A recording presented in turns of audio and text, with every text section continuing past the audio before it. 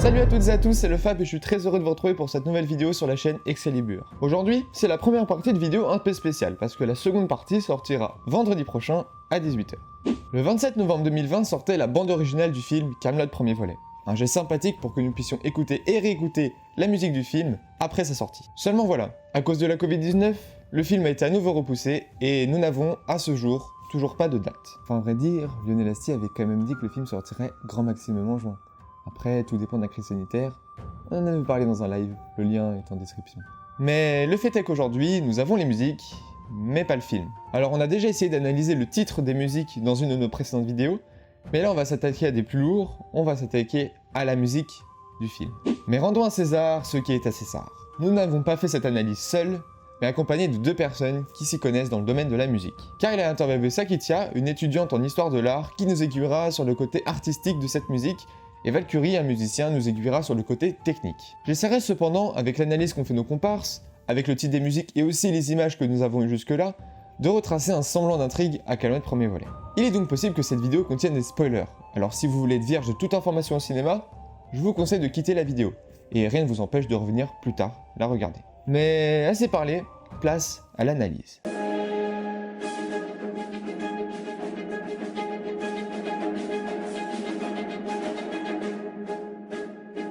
Bonjour tout le monde, je suis donc avec Sakitia qui a analysé cette BO parce que évidemment elle est un petit peu plus compétente que nous qui n'avons guère de connaissances en musique. Bonjour Saki. Bonjour. Et alors toi du coup tu as fait une licence d'histoire de l'art, c'est ça? C'est ça, à peu près. Voilà à peu près. Et en tout cas voilà tu as analysé donc cette la bande originale de Kaamelott premier volet. Oui.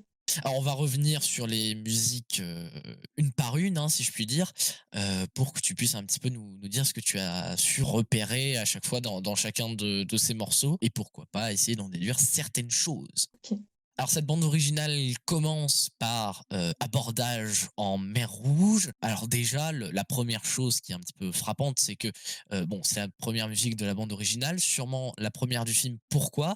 Parce qu'on entend, les fameux cors au début.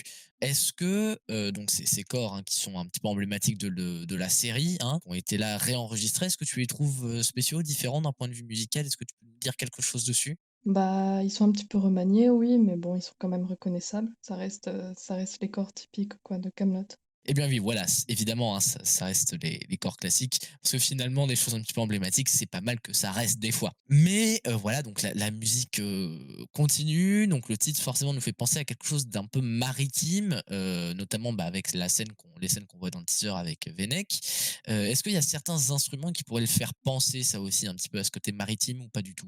Non, j'ai pas trouvé spécialement, non, qu'il y avait un côté maritime dans les instruments. Enfin bon, c'est un orchestre symphonique, basique, quoi, assez basique quand même. D'accord.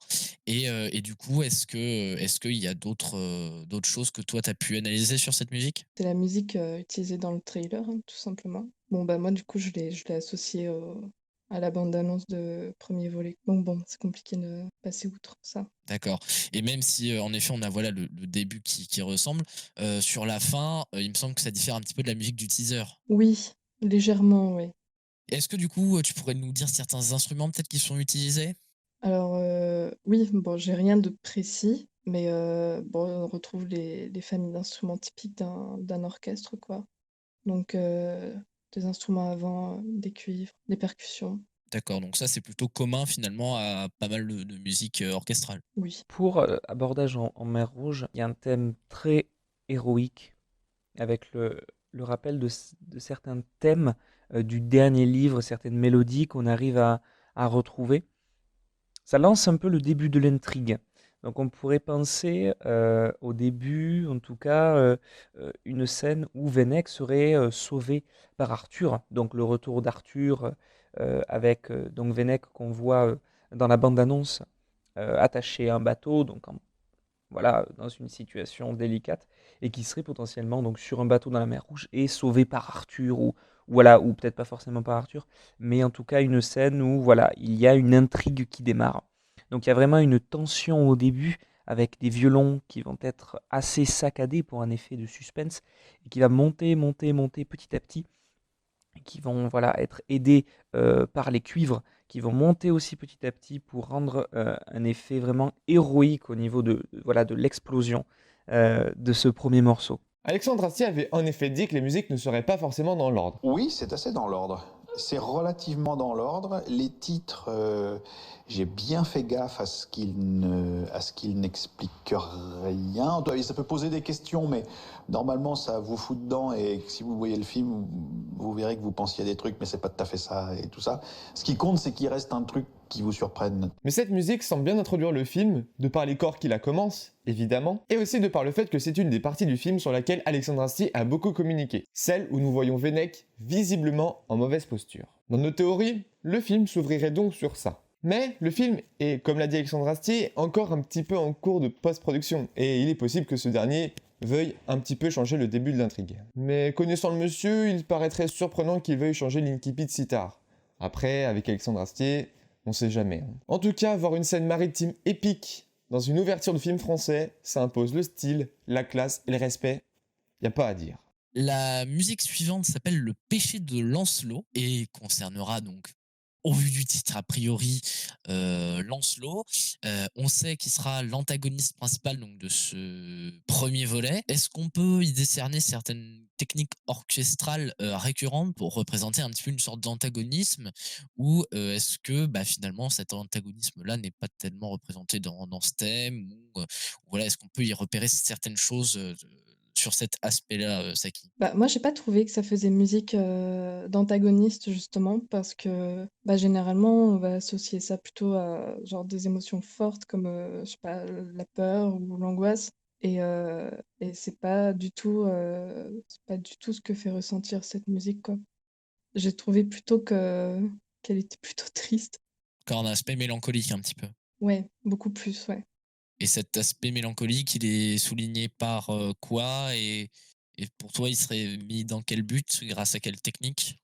Je pense qu'au niveau de l'organisation, du thème, on peut dire ça. Les instruments, ça reste les mêmes, quoi, hein. C'est des instruments d'orchestre symphonique de base. Après, ça va plus être au niveau de l'organisation. C'est quoi l'organisation, peut-être pour les plus novices d'entre nous, dont je fais partie, hein, je l'admets? On est sur un thème qui se développe, quoi. On n'est pas sur un truc fixe. C'est annoncé dès le début, le thème de la musique, mais il n'est pas fixé, quoi. Donc, c'est un truc qui va se développer tout du long. Et C'est-à-dire? du coup, oui, c'est un thème qui se développe beaucoup plus dans le temps que Arthur et les musiciens, par exemple, qui reste assez fixe, qui stagne un peu dans le sens où on n'a pas d'évolution au niveau des instruments, au niveau de la composition, et il y a plus une trame, entre guillemets, dans le péché de Lancelot que dans Arthur et les musiciens, quoi, par exemple. Et ça, concrètement, dans l'utilisation de la musique dans le film, ça pourrait indiquer quoi? Du coup, voilà, le fait qu'il y ait des cloches, c'est pas la seule musique où il y a des cloches, hein, mais je trouve que ça peut avoir une importance dans la mesure où ça concerne Lancelot et ça concerne un péché qu'il a commis. Donc, ça le rapproche directement de l'Église et du jugement divin. On pourrait faire un rapprochement avec d'autres musiques de la BO comme je vais mal le prononcer, mais je vais le prononcer comme c'est écrit, comme Juste Judex. Voilà, par exemple. Et du coup, tu penses que ce rapprochement-là, il pourrait être sémantique, du coup? C'est-à-dire, C'est-à-dire qu'au niveau du sens que ça raconte, que ça raconterait des thématiques qui seraient liées. Par exemple, ce que Juste Judex pourrait concerner dans l'idée, quelque chose qui serait continuel à ce qui se passerait dans cette scène. possible, dans la bande originale, le péché de Lancelot, ça arrive en deuxième, quoi. Et Juste Judex, c'est beaucoup plus loin. Mais est-ce que ça ne serait pas possible que les musiques soient réutilisées à d'autres moments, par exemple? Si, si, bien sûr, oui. Oui, c'est possible. Et après, Alexandre Astier avait évidemment dit qu'il avait essayé de mettre les musiques à peu près dans l'ordre, mais qu'elles ne l'étaient pas toutes forcément. Évidemment, au montage du film, tout peut changer. On connaît notre Alexandre national. Alors là, c'est un thème différent, un thème plus lourd, plus, on pourrait même se dire le thème des méchants. Voilà. Si on veut vraiment mettre le côté thème en tout cas mélodie gentille et mélodie méchant. Là, ce sera les mélodies qui seront du côté de Lancelot et des autres protagonistes qu'on verra sans doute plus tard.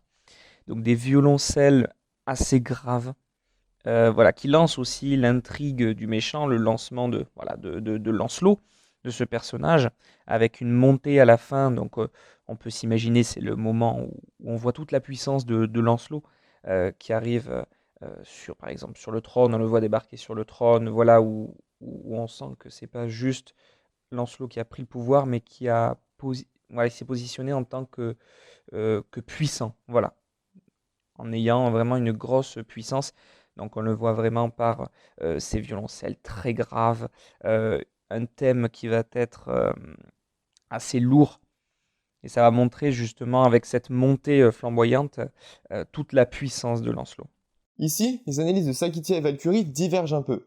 Toutefois, ils sont tous les deux d'accord quant à la gravité du thème. Rappelons que cette musique, même si ici placée en second, pourrait être réutilisée à plusieurs moments dans le film et accompagnera indéniablement Lancelot. Nos analystes s'accordent sur l'aspect grave du thème. Ça collerait parfaitement avec la description qu'a fait Alexandre Astier du nouveau roi du royaume de l'ogre. En effet, il a affirmé dans le magazine Historia que Lancelot était devenu fou et qu'il avait commencé une chasse à la sorcière pour traquer Arthur. Les premiers visuels que nous avons de Lancelot nous laissent d'ailleurs dans le même constat. Il est comme recroquevillé dans son armure d'écaille.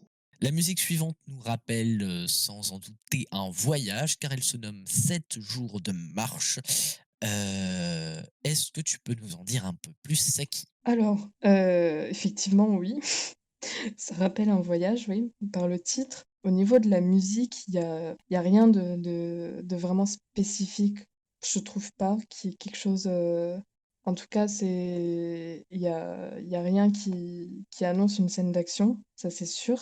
Ça contredit même, une scène d'action, quand on compare par exemple à une attaque burgonde, quoi. Ça n'a rien à voir et donc, enfin, en comparant ces 2-là, bah, 7 jours de marche, ça je pense pas que ce sera une scène d'action ou alors, Oui. une action,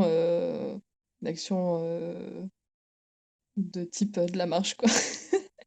Enfin voilà, ça mais, ça n'indique rien de très précis. Alors là, il y a des violoncelles qui vont démarrer ce morceau avec un ajout de cuivre pour augmenter un petit peu la puissance du morceau et mettre une dimension un peu différente, qu'il n'y ait pas que des cordes, les cuivres vont s'accorder là-dessus. On peut voilà, s'imaginer une traversée dans un désert immense, donc effectivement ce côté voyage, 7 jours de marche, voilà. On peut s'imaginer qu'après avoir sauvé Vennec, Arthur et peut-être quelques autres protagonistes, voilà, se dirigent vers un endroit particulier. D'après les analyses faites, tout semble indiquer un voyage. Et en effet, plusieurs plans et photos dans le teaser, avec notamment Quarto campé par Clovis Cornillac, peuvent le laisser penser. Difficile d'en déduire quoi que ce soit. En tout cas, sur les différents plans qu'on a jusque-là, nous n'avons pas l'impression de reconnaître une quelconque tête connue de la série. Pour compléter nos deux analystes, il est vrai que les différents plans dans le teaser se passent à des moments différents. De jour, de nuit, avec des différentes valeurs de plan, de face, en contre-jour, etc. Et tout cela pourrait symboliser un long voyage durant au moins 7 jours. La musique suivante se nomme le Wadi. On l'avait dit donc dans notre vidéo, on analysait les titres des BO qui pouvaient peut-être faire référence au Wadi Ram, pourquoi pas. Alors, une chose que moi j'ai repéré, c'est que j'ai l'impression d'entendre le thème d'Arthur au milieu du titre. Est-ce que c'est vrai déjà? Est-ce que ce serait un indice évident qui serait donné là? Alors, pour moi, on entend bien le thème d'Arthur, oui. Après, est-ce que c'est un indice évident? Aucune idée. C'est possible que cette musique soit liée à celle d'avant parce que, j'ai fait quelques recherches et il s'avère que Wadi, ça veut dire vallée en arabe. Donc on peut très bien imaginer une scène où, bah, il y aura de la marche, dans une vallée, quoi. Peut-être que ça concernera des personnages qu'on a vus, dans le trailer, Avec notamment joué par Clovis Cornillac, Quarto, qu'on voit. Et donc, ce serait possible qu'on voit par exemple des personnages marcher dans 7 jours de marche et que dans la musique qui correspondrait au moment qui correspondrait à la musique Le Guadi, par exemple, on se rende compte que parmi ces personnages se cachait Arthur, pourquoi pas? ah, c'est pas impossible, oui. D'accord. En tout cas, voilà une théorie. Évidemment, on verra si ce sera le cas ou pas. Mais pour ça, la réponse, devant le film, on peut évidemment plus risquer à donner de date par les temps qui courent.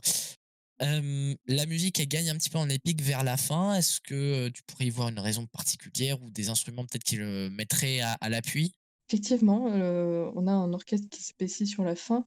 Une raison particulière, bah, si on reste, dans la théorie d'une rencontre avec des personnages vus, dans la bande annonce et si on se base aussi sur le titre qui utilise un mot en arabe, on peut peut-être, imaginer qu'il y aura une rencontre avec des personnages, plus ou moins importants qu'on a vus dans la bande annonce, quoi. D'accord, oui. Ce serait donc peut-être possible que justement ces personnages-là croisent Arthur et donc forcément la musique augmenterait en épique parce que, bah, c'est le héros de cette histoire. Oui, voilà. Alors là, il y a une montée très importante qui se fait au niveau musical, mais toujours comme les autres, une absence de percussion. Pour l'instant, on est vraiment dans des thèmes plutôt héroïques. On peut imaginer que c'est l'arrivée dans un lieu important après les 7 jours de marche. Je ne sais pas encore quel lieu ça sera. Effectivement, on retrouve le thème des gentils, en tout cas le thème d'Arthur. Donc voilà, ça pourrait confirmer le fait que ce soit vraiment Arthur qui effectue ces 7 jours de marche pour arriver peut-être au Wadi. Ne tournons pas autour du pot. Sekitia et Valkyrie l'ont dit, l'élément important de cette musique est Arthur. Vu que c'est la première apparition de ce thème dans la bande originale du film, il est probable que ce soit aussi la première apparition de l'ancien roi du royaume de l'ogre. On pourrait, pourquoi pas, imaginer un retour épique comme on l'a vu dans le livre 5, dans des décors et un contexte bien différents, évidemment. La musique suivante s'appelle L'augure de Fraganan. Alors, on ne sait rien de ce qui pourrait se passer grâce au titre, en tout cas, de la musique à ce moment-là du film. Alors, peut-être que l'augure pourrait un petit peu nous éclairer, mais en tout cas, on ne connaît pas de type qui s'appellerait Fraganan. Donc, est-ce qu'il y a des indices musicaux qui t'auraient peut-être aiguillé vers quelque chose, Saki? Disons que par rapport à ce qu'on a avant, donc des musiques, avec des titres plutôt clairs et des intentions, plus précises, c'est beaucoup plus mystérieux, quoi. Du coup, ça reviendrait à l'aspect un petit peu d'augure. Oui, pourquoi pas, ouais. Mais en tout cas, j'ai pas trouvé de ligne directrice, quoi, à cette musique et d'indices évidents, par rapport au film. Là, toujours une absence de percussion, mais il y a des effets d'harpe qui donnent un côté un peu magique. Toujours cette tension entre les violons et les cuivres qui maintiennent toujours ce côté un peu intrigue. Mais cet effet magique pourrait peut-être nous faire penser à un lieu lié à la magie, donc soit Merlin, soit un autre personnage lié à la magie. Vous l'aurez compris, difficile de déduire quoi que ce soit à ce moment-là du film. La seule théorie que je pourrais émettre serait qu'Arthur rencontrerait ce fameux Fraganan et que ce dernier lui explique la situation catastrophique du royaume. Ce qui pourrait, pourquoi pas, motiver Arthur à revenir à ce moment précis. La musique qui suit s'appelle Hydromancie. Pour rappel, donc l'hydromancie, c'est la magie de l'eau. Et est-ce que du coup, bah, cette musique peut nous rappeler un petit aspect magique à certains moments? Alors un petit aspect magique, pourquoi pas? En tout cas, j'ai trouvé que la magie de l'eau était rappelée par, bah, la fluidité du thème qui enfin, on suit une construction qui est beaucoup plus subtile, que dans d'autres musiques où c'est assez explosif, quoi. Enfin, là, on a quelque chose vraiment de fluide, voilà. Aussi, il me semble qu'on entend le péché de Lancelot à un moment. Ah, d'accord. Pas, de manière très, très claire, mais il me semble qu'on peut le retrouver dedans, ouais. D'accord. Donc ça, c'est intéressant. C'est-à-dire que du coup, on aurait éventuellement l'intervention de Lancelot dans cette scène-là, a priori. Alors l'intervention de Lancelot, je sais pas. Ou de quelque chose qui le rappellerait. Parce qu'on rappelle qu'il est souverain du royaume de l'ogre à ce moment-là, et que du coup, forcément, ses décisions prennent un poids sur le royaume. J'avais pensé aussi à la Dame du Lac On avait émis d'ailleurs la théorie dans notre vidéo, ouais. et bah, du coup, ça correspondrait puisque Lancelot et la Dame du Lac sont liés aussi. Oui, c'est vrai, on l'apprend dans le livre 5. Alors là, on va avoir vraiment des violons très saccadés, très hachés, qui vont mettre en place une certaine tension. Sur cette tension-là, avec ce titre, on pourrait penser peut-être à la Dame du Lac, mais qui serait potentiellement en mauvaise posture. Ou alors, on pourrait penser à la découverte du clan des vilains, avec ce thème un peu vilain qui revient. Tout ce que nous analysent Sakitia et Valkyrie pourrait nous ramener à un moment du teaser où on pourrait voir, pourquoi pas, la Dame du Lac en mauvaise posture de dos. Rappelons qu'elle avait monté un clan de guerriers dans Camelot Résistance, et que dans ce film, elle pourrait tenter, pourquoi pas, de contrecarrer les plans d'Ancelot, ou alors de prêter main forte à Arthur.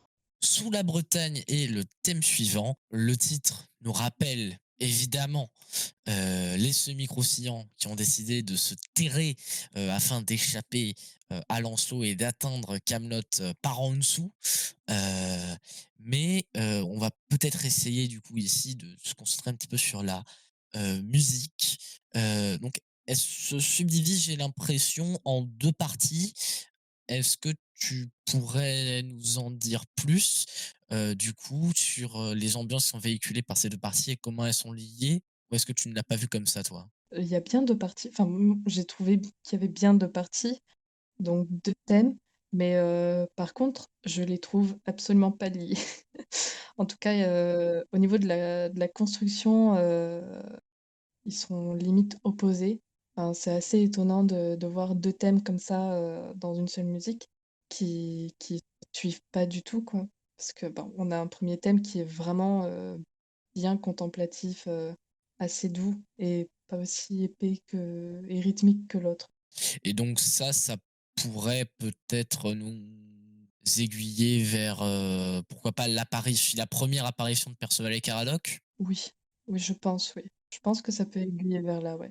Est-ce que le fait qu'il y ait un décalage dans la musique, j'interprète peut-être, hein, pourrait nous aiguiller avec potentiellement un décalage qu'il y aurait dans la scène? Parce qu'on sait que l'humour se fait grâce à des décalages.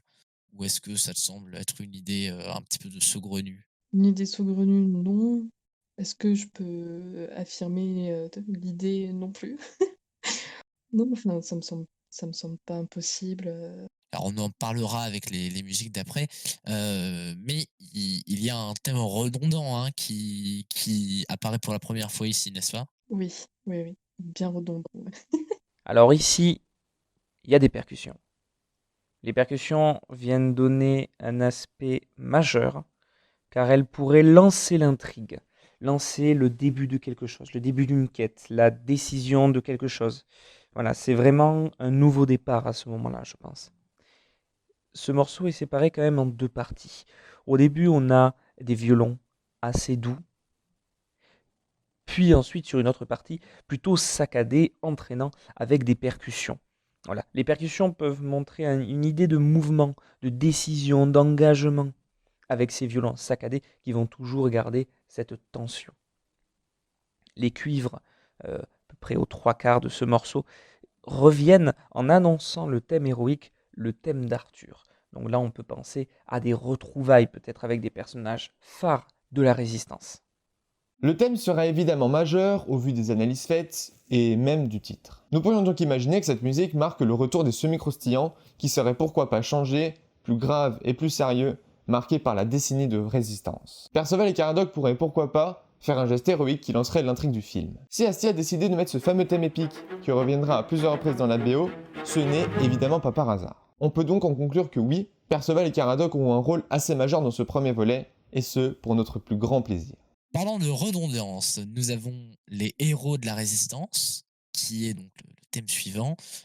Est-ce que donc du coup on peut retrouver le thème redondant et c'est un petit peu une question rhétorique, hein. Oui, oui, oui, on retrouve le thème redondant et on retrouve la même construction que sous la Bretagne, en fait, c'est-à-dire, 2 thèmes qui sont pas du tout similaires. On a un deuxième thème qui est pas mal décousu, j'ai trouvé, dans sa construction. C'est un peu compliqué à suivre. Mais en tout cas, ce qui est sûr, c'est que les 2 musiques, ont l'air de suivre la même construction, quoi. Et donc pourraient concerner, Perceval et Caradoc. D'accord, ça pourrait continuer de concerner ce micro-océan ou pourquoi pas d'autres héros de la résistance. On rappelle qu'il y en a d'autres. Pareil que le morceau d'avant, on peut faire un parallèle au niveau des percussions. On reste dans l'intrigue, on reste dans la prise de décision. Il se passe quelque chose à ce moment-là. Il y a, à un moment donné, j'ai noté la harpe qui vient rappeler un thème assez ancien, celui de la Villa Aconia. Alors on peut peut-être penser à un flashback, ou peut-être qu'il croisera ce personnage peut-être, sait-on jamais. C'est un thème de soulagement, d'espoir, d'héroïsme. Voilà, la reprise de percussion qui va dynamiser peut-être une discussion, une prise de décision importante. L'intention très saccadée des percussions lourdes avec des tambours, voilà, ramène à l'intrigue. Et les cuivres et violons sont toujours là pour donner cette dimension particulière à ces morceaux. On pourrait penser, voilà, à un moment héroïque, peut-être Arthur qui s'engage dans la résistance ou la préparation d'un plan. Ce thème serait assez lié au précédent. Évidemment, la résistance est constituée de plusieurs personnages. Mais si ce plan correspondrait, comme l'ont dit nos deux analystes, à une élaboration de plan, peut-être une unification de la résistance, il peut paraître difficile d'imaginer une unification sachant que les semi-croustillants sont terrés sous terre. Mais nous assisterons à coup sûr à leur sortie des galeries dans le film, comme on a pu le voir dans les images dévoilées par le magazine Première. La musique suivante s'appelle Merlin le cartographe, qui est aussi un semi-croustillant. Donc c'est vrai qu'on pourrait peut-être se dire que du coup on aurait un assez long moment sur Perceval et Caradoc, ou en tout cas des semi-croustillants. Est-ce que on peut retrouver dans cette musique un aspect magique comme on avait vu dans Hydromancie, ou est-ce que finalement cet aspect magique-là, notre ami Merlin ne serait pas capable de le créer comme à son habitude? Alors, c'est un peu triste du coup, mais non, j'ai pas trouvé quelque chose qui se démarquait de cette musique. Mais bon, au final, bah, ça correspond bien au personnage. Non, le pauvre. Par contre, oui, bon, on sait que la musique concerne Merlin, quoi, par rapport au titre. Mais par ça, il y a pas d'indice évident, quoi. Juste peut-être aussi encore par rapport au titre, il pourrait peut-être faire référence au rôle qu'il joue dans la Résistance. C'est possible, surtout que voilà, les semi-croustillants, pour se repérer sous terre, on imagine que ça ne doit pas être aisé. Oui. Alors ici, pas de percu, mais on accentue l'effet grandiose, l'effet même un petit peu magique, avec toujours ce thème héroïque, le thème d'Arthur, qui va revenir, et peut-être qui revient justement à la vue de ce personnage de Merlin, voilà, la découverte de Merlin qui n'est peut-être pas encore apparu dans ce film-là. Le rôle de l'ancien enchanteur de Camelot dans ce premier volet reste pour l'instant assez flou. Nous avons eu 2 images de lui jusqu'à maintenant, mais aucune des deux ne montrait Merlin en possession d'une carte. La cartographie est évoquée à de nombreuses reprises dans Camelot, notamment dans la 8ème BD, L'Antre du Basilic, où c'est Père Blaise qui a le rôle de cartographe. Comme l'a dit Kyle, on peut imaginer ici que Merlin guide Perceval et Caradoc sous terre. Ou même pourquoi pas dehors. Ce qui est sûr, c'est que dans ce premier volet, Merlin sera du côté d'Arthur. Nous continuons avec Marche Aquitaine, qui concerne donc a priori l'Aquitaine, mais l'Aquitaine de Sébastien Chabat, et donc du duc d'Aquitaine qu'on voit dans le teaser et dans d'autres images. Mais du coup, une marche, ça fait penser évidemment à une marche militaire. Est-ce qu'on peut reconnaître une forme de construction de marche militaire un petit peu spéciale? Mais ça, je te laisserai en dire plus. Alors, on peut y voir une marche militaire, oui, effectivement, parce qu'on a quand même un thème principal qui est répété. Donc, on n'a pas d'évolution, on n'a pas vraiment de narration, on va dire. On a par contre un accent sur les percussions qui donne un rythme précis. Et donc, oui, c'est fort probable. Enfin, on peut associer ça à quelque chose de militaire, ouais. D'accord. Et on sait du coup, grâce à la BD Contre-attaque en Carmélide, que le duc d'Aquitaine a pour habitude de gérer ses armées de manière assez docile, en faisant notamment attention à ce qu'il n'attrape pas froid ou qu'il ne se fasse pas mal en marchant. Est-ce qu'on peut trouver cette forme de douceur qu'il y a chez le personnage ou pas dans cette musique? Complètement, oui. Oui, oui, oui. Par quel moyen et par quelle technique? Bah, déjà, on a pas mal d'instruments à vent aussi quand même et on est loin de quelque chose, de très strict, quoi. Si c'est une marche militaire, c'est pas une marche stricte, ça c'est sûr. Dans une première partie, il y a un thème qui est très médiéval, avec des percussions très particulières qui renforcent voilà, ce thème répétitif médiéval de percussions particulières. On peut penser à ce moment-là, donc avec le titre Marche Aquitaine, qu'Arthur pourrait demander de l'aide au duc d'Aquitaine, car on sait qu'Alain Chabat va revenir et interpréter le rôle du duc d'Aquitaine, qui était très ami d'Arthur. ou en tout cas ils avaient une très bonne relation, et peut-être qu'il pourrait faire appel au duc d'Aquitaine. Sur une deuxième partie du morceau, il y a la reprise du thème sans les percussions, avec des violons, des cuivres plus aigus, on pourrait penser à une clarinette sans doute. Et ensuite, sur une troisième partie, la reprise des cuivres et des percussions avec le thème médiéval qui revient. On associe donc cette musique aux images où on voit le duc d'Aquitaine et la duchesse. Dans ces scènes-là, il nous semble voir Arthur à chaque fois. Et il ne serait pas surprenant qu'Arthur vienne lever une armée que l'on sait nombreuse dans le livre 5 et dans les BD pour reprendre son trône. La musique suivante a toujours un nom un petit peu macabrantesque, car elle se nomme Furaja. Donc voilà, la musique, je la trouve assez étrange, plutôt courte, et je me demande un petit peu dans quel genre de scène elle pourrait s'inscrire. Déjà, c'est une musique qui introduit un tout nouvel instrument, quelque chose qu'on n'a pas forcément l'habitude d'entendre dans un orchestre symphonique. Ça s'appelle un qanun, je suis pas sûre de la prononciation, mais c'est un instrument oriental. Si on se réfère à la bande-annonce, encore une fois, on peut imaginer que ce sera utilisé lors soit d'une scène de présentation de personnages orientaux, soit d'une scène qui les concerne. Alors ce morceau est un peu plus particulier, car il y a un instrument oriental qui va créer une forme de tension en étant un peu seul ou juste poussé par des graves. On peut penser à un oud, voilà, parce que est apparu cet instrument dans les épisodes où Arthur justement en joue plusieurs fois même. On peut penser à plusieurs choses. Soit on peut s'imaginer l'arrivée de nouveaux personnages, par exemple Sting, on sait qu'il va faire apparition plutôt du côté des méchants. Une musique nous faisant nous apporter plus de questions qu'elle n'apporte de réponses. Toutefois, l'analyse qui en est faite ici nous laisse penser que ce sera l'introduction de personnages qui semblent orientaux. Nous ne connaissons pour l'instant pas leur place dans l'univers de Camelot, il est donc difficile d'en déduire quoi que ce soit. La musique suivante s'appelle Une clairière près de Gaunes. Donc c'est une musique qui est assez douce. Est-ce qu'elle pourrait nous rappeler certains personnages comme Lionel ou Bohort? Oui, complètement, oui. Enfin, on a quelque chose vraiment une construction très subtile et quelque chose de très doux, de très lent. En tout cas, moi, ça me fait beaucoup penser au personnage de Bohort, quoi, qui est pareil, un petit peu tout en douceur, en subtilité.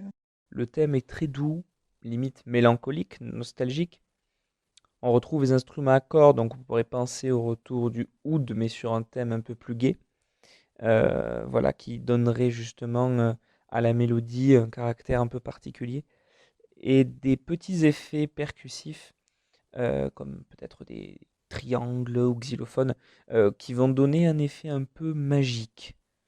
Alors on peut s'imaginer l'arrivée de Bohort, peut-être, ou juste une idée de nostalgie et de penser peut-être d'Arthur à des moments de sa vie, etc. La douceur est en effet un qualificatif autant commun à Bohort qu'à son frère Lionel. On sait que les deux se sont engagés dans la résistance, dans le teaser pour Lionel que l'on voit autour de la table ronde, et dans Camelot Résistance pour Bohort. Nous n'avons pas encore d'image de Bohort dans le film, mais Nicolas Gabion, son interprète, devrait a priori figurer dans le film. Histoire de faire clivage avec toute cette subtilité que nous aura potentiellement apporté Bohort, nous avons une attaque burgonde. Ce nom, évidemment, est assez martial, hein, mais j'ai l'impression que la musique, elle ne l'est pas tellement. Est-ce étonnant que je repère ça ou qu'est-ce que cela peut vouloir dire, par exemple? Étonnant, non, pas forcément. C'est sûr que niveau attaque, c'est pas une musique très violente, quoi, on va dire. J'ai l'impression qu'il y a une intention derrière de vouloir instaurer un suspense ou quelque chose du genre. Mais, on n'a pas quelque chose d'agressif, en tout cas dans l'orchestration. On n'a pas quelque chose d'épais. J'ai plus l'impression que bah, le but ici, c'est de faire passer un message, en tout cas, plutôt que d'amener à une contemplation, comme dans Une clairière près de Gaunes. Mais si la scène derrière une attaque burgonde, c'est vraiment une attaque, bah oui, c'est un petit peu étrange. Ouais. Alors les violons et les cuivres sont très saccadés, les percussions très entraînantes. On peut penser là à l'idée de sursaut, une attaque burgonde qui vient un peu de nulle part, Alors contre qui elle serait dirigée, on n'a pas plus d'informations et même à travers la musique, on ne retrouve pas ni le thème d'Arthur, ni le thème des méchants, donc on ne peut pas savoir contre qui cette attaque est dirigée. Cette attaque pourrait être liée au fameux Troupaskaya et au trébuchet qu'on a vu dans le teaser. Une attaque de leur part, potentiellement surprise si l'on en croit l'analyse, pourrait n'être ni dirigée contre Arthur, ni contre Lancelot. Mais pourquoi pas contre les Saxons qui tentent, je le rappelle, d'envahir la Bretagne par l'est. Sans doute une erreur, les Burgondes n'étant pas toujours des flèches. On voit Dame Célie et le roi Burgonde dans la même pièce dans le teaser. Cette image est très intéressante, mais nous y reviendrons dans la deuxième partie car nous avons une petite théorie là-dessus. Continuons avec l'intrigante à bouclette. Au vu du féminin, on imagine que la personne qui est désignée par cette musique est une femme, hein, assez mystérieuse, en tout cas le titre ne nous le révèle pas. Mais est-ce que tu pourrais déceler d'autres choses de sa personnalité grâce à la musique? J'ai trouvé que le thème de l'intrigante à bouclette ressemblait énormément à celui du péché de Lancelot. Et donc, pour moi, c'est clair que faut lier ces deux œuvres, quoi. Donc, bon, je me trompe peut-être, mais pour moi, c'est deux musiques qui se ressemblent, avec un thème qui se ressemble. Si c'est le cas, on pourrait penser à la Dame du Lac. Les musiques qu'on a qui concernent possiblement la Dame du Lac et qui concernent Lancelot, c'est le péché de Lancelot et Hydromancie. Et je trouve que le message est pas du tout le même, quoi. Enfin, l'intention n'est pas la même. Le thème est vraiment classique. On peut entendre l'orchestre qui met une certaine tension et même un suspense. On peut y entendre des sons de clochettes qui peuvent peut-être sonner comme une alerte, quelque chose qui doit nous titiller. La tension, elle peut être mise pour l'arrivée d'un personnage. Donc, à Bouclette, on peut se dire peut-être un personnage féminin ou un personnage masculin. Bouclette, on pourrait peut-être penser euh, à un enfant plus jeune. Voilà, un petit être à Bouclette, une jeune fille. Alors, peut-être la fille de quelqu'un, on ne sait pas plus que ça. Ou peut-être M'évanouie, qui, elle, a des boucles à ses cheveux en tout cas. L'identité de cette fameuse intrigante à bouclettes pourrait être multiple. La Dame du Lac, évoquée par Sakitia, pourrait être la moins probable car a priori du côté d'Arthur. M'évanouie, elle, semble être la plus probable. On la voit d'ailleurs se faire menacer par Lancelot avec un poignard dans une des photos publiées par Historia. Nous avons vu aussi les filles de M'évanouie et Caradoc ayant grandi dans une des photos du film. Peut-être que l'une d'entre elles sera cette fameuse intrigante à bouclettes. Brûlée à la fin de la saison 6, on imagine qu'elle aura besoin d'une remplaçante. C'est en tout cas ce que laisse suggérer la prochaine musique et certaines parties donc, du teaser avec cette musique, donc la nouvelle table ronde. Est-ce qu'on peut peut-être déceler une petite victoire pour nos héros au vu de l'ambiance qu'a cette musique que moi j'ai trouvé assez joyeuse, disons? Alors oui, j'ai décelé la même chose. J'ai aussi trouvé que au niveau de la construction, on pouvait voir une sorte de renouveau dans cette musique, quelque chose de neuf. Ça correspondrait avec l'idée d'une nouvelle table ronde. J'ai pensé ça avec on a une fin de thème qui est assez explosive. Mais voilà, cette idée de finir sur quelque chose d'explosif et de reprendre après doucement, c'est un procédé qu'on retrouve en opéra, par exemple, pour passer d'un acte à un autre. Donc pour conclure un acte, on peut avoir ce procédé-là, oui. Donc ça m'a fait penser à ça. Ce thème est très nostalgique. Il sonne un peu triste, mais à la fois rappelle certaines émotions. Il y a une montée qui se fait d'un coup sec et le son de cloche à la fin retentit et reste en mémoire. On peut penser vraiment à la nostalgie de la table ronde. Et cette montée, elle peut peut-être signifier une certaine victoire ou des personnages qui se réunissent et qui enfin vont vers un même but, celui de reprendre le trône. Le film semble ici lancé. Les précédents morceaux nous ont introduit des lieux et des personnages. Un acte paraît fini, les chevaliers étant regroupés autour de cette nouvelle table ronde. Tout semble aligné pour qu'Arthur aille récupérer son trône. Évidemment, cette reprise de trône ne sera pas sans embûches. Nous parlons de cette dernière ainsi que de la potentielle fin du film dans la prochaine partie qui sortira vendredi prochain à 18h. Si vous avez aimé cette première partie, n'hésitez pas à liker et à vous abonner, ça nous ferait énormément plaisir. Et aussi, allez voir nos autres vidéos pour toujours plus de Kaamelott. Allez, ciao!